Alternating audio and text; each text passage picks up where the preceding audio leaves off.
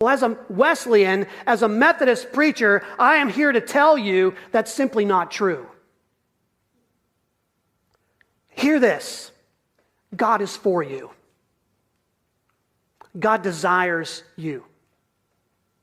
God wants to forgive your sin, to save you, to make you whole.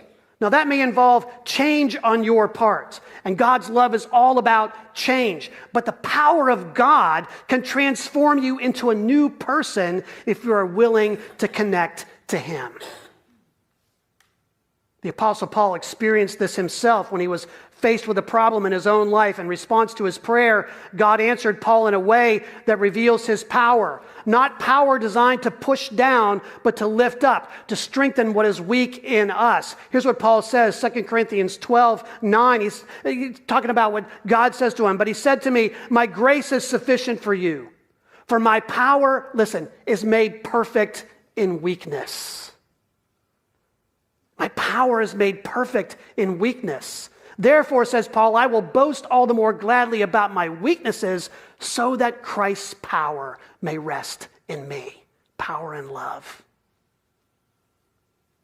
See, this is a practical theology, not a theoretical one.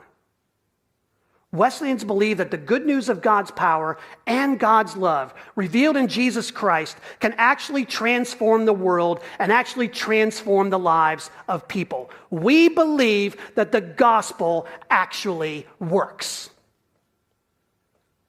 No one is eternally damned who comes to Jesus Christ. No one is too far gone for redemption. When we turn to Him in faith, when we accept the offer of salvation He has given us through His love expressed on the cross, He is ready to meet us with His transforming power. And that's true for every person.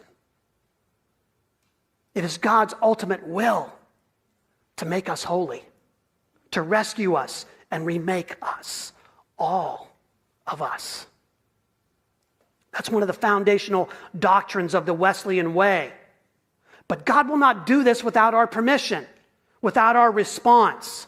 Never underestimate the lengths to which, however, God will go to pursue you or to pursue anyone else with His grace, His power, His love. They're always seeking us. A strange woman walks up to a car window and says, "You ought to go to this place."